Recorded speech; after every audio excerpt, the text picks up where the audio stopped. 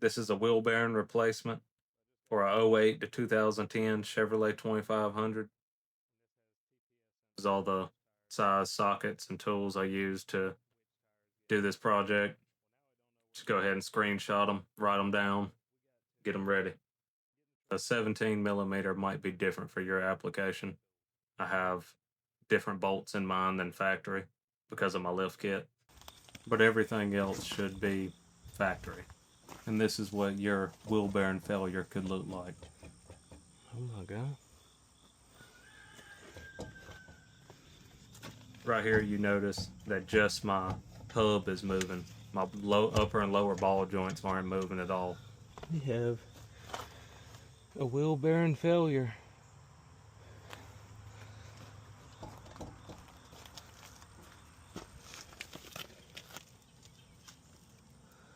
That ain't good. If you get someone to shake the wheel while you're looking right here, you'll see that the upper ball joint will stay still and the bottom ball joint will stay still, but your wheel will still be shaking if you grabbed at the top and bottom. And that's how you verify that the wheel bearings failed. That ain't good at all. Alright, well, kryptonite front wheel bearing come in. So we're gonna get this thing snatched out, get it replaced.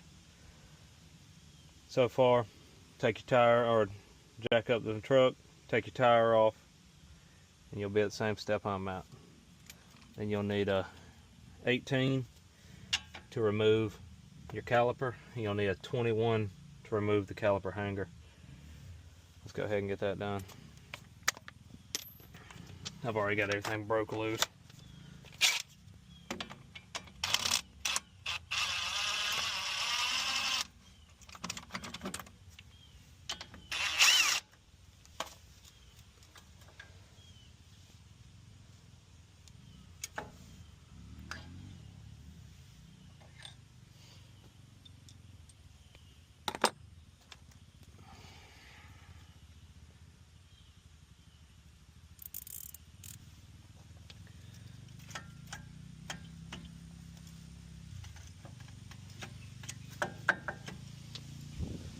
Where the screwdriver comes in handy.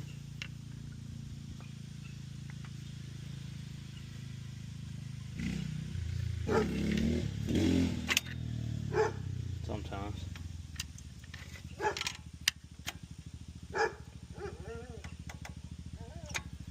just need enough slack to get the caliper off.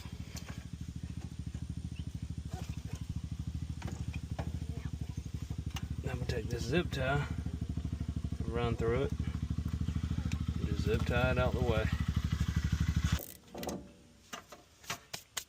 Just like that, it's done. Now get your 21, take off the hanger bolts.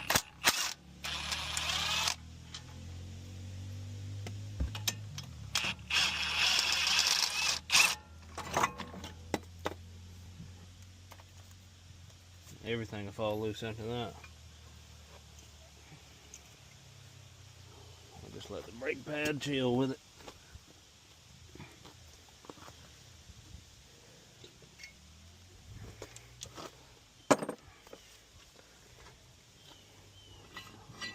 Remove the rotor.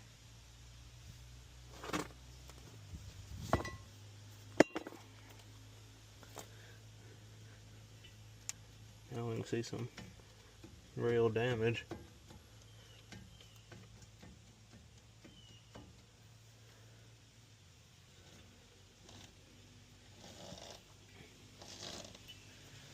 I think this is going to be a little more involved than I thought. We're going to pull this axle, CV axle out, and get it back because our 4 bolts are behind this. We'll go ahead and take the nut off the CV axle. Pop this cap off.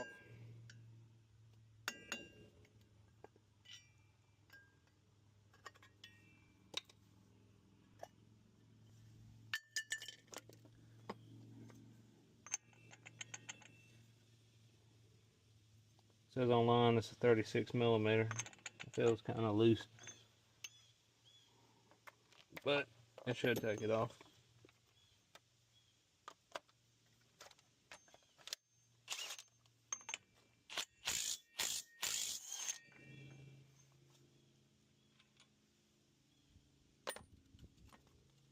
We'll get an extension. I'll figure out what size these are. Yeah, 17.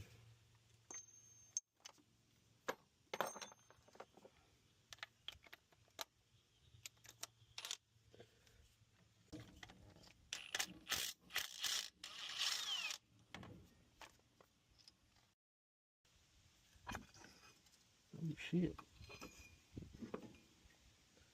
I know that was a part of my contraption here. That's part of my lift kit.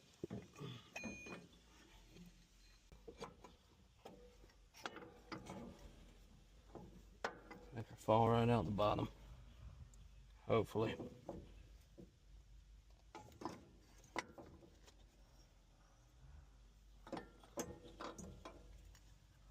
Now,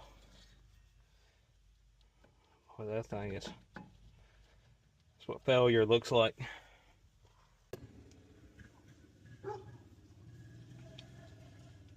And these right here are 15 millimeter.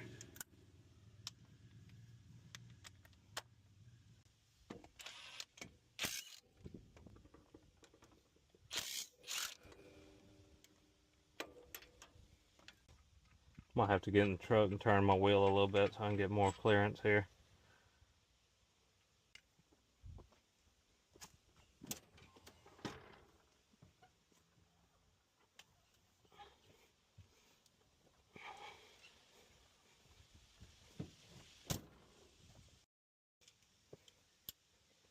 My impact don't quite fit in there.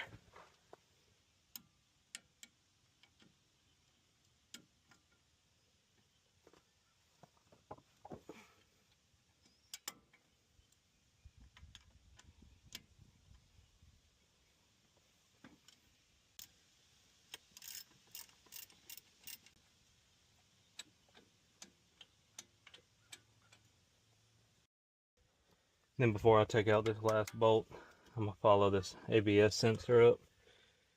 Go ahead and get it off. Anything that's holding it on, cut it loose. It just unclips right here.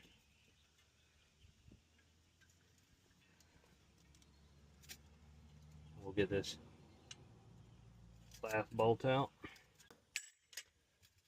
This unit should just pull off with the little shroud.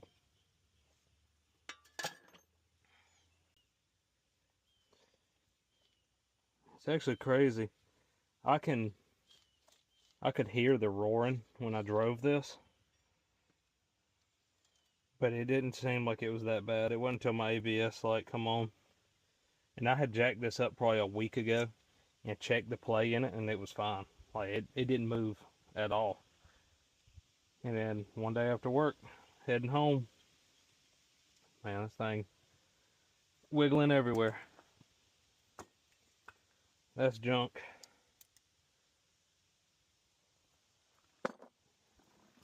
We got a card telling us for 8-lug wheel bearing torque info. Tells us all our foot-pounds. I only have none torque down that tight. I think my torque wrench only goes up to 150. But this is the new upgraded kryptonite hub or wheel bearing assembly. I hope this one does good. This thing got a lifetime warranty.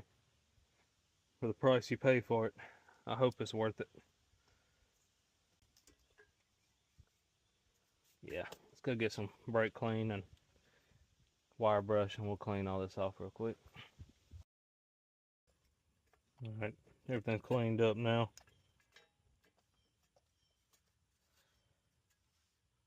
This unit should do just like that.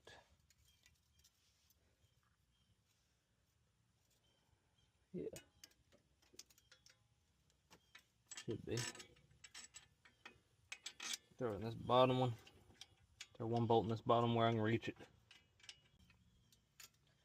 And we'll just get all our bolts back in. Tighten down.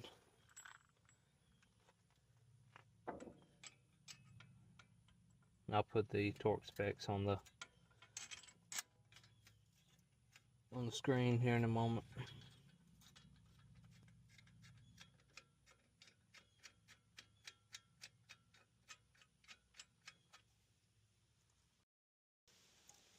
Alright, all of them are tight.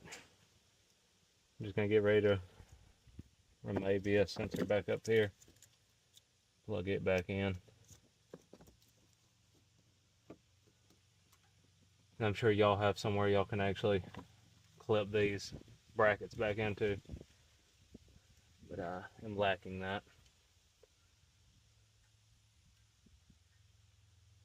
So I'm just going to zip tie these back up. And I'm going to call it good. But now we're back to putting this CV axle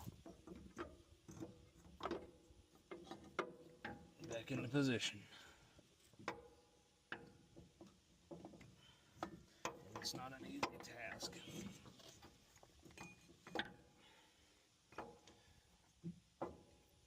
Especially with the caliper in your way.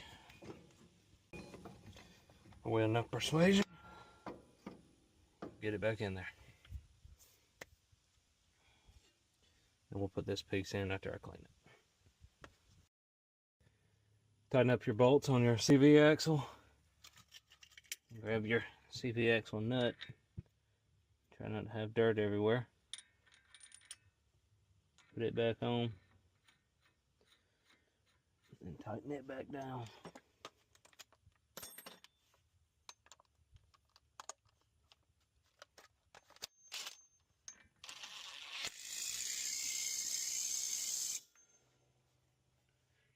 That's probably tight enough. Now, we'll grab our rotor.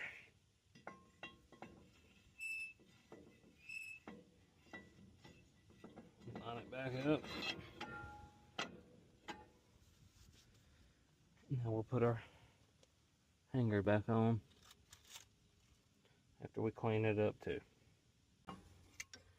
It just goes right around the rotor.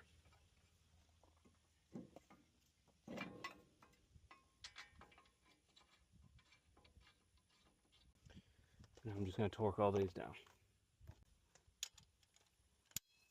Get your 21. I'm just going to turn it to 100 foot-pounds. Starting out.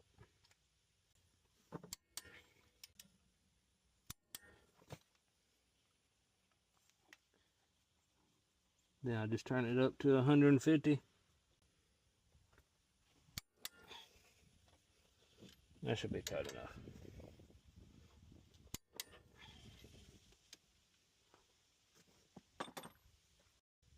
Take your pads, pop them back in place.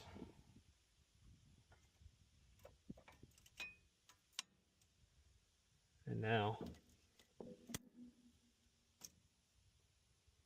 install your caliper. Won't hurt to open them up a little more than I did.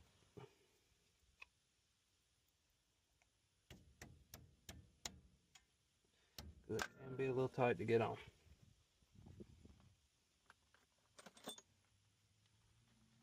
And you can add some grease to these.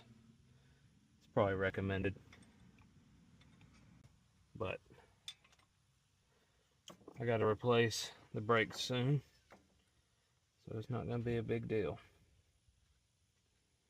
as of this moment.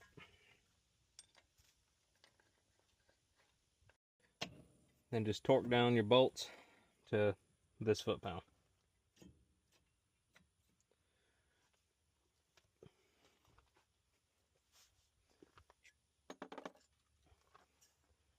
Then we'll just put our dust cover back on.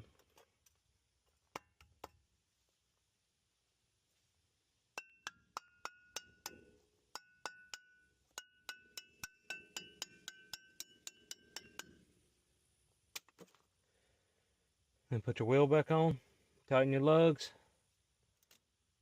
and you're ready to ride again. Oh my God.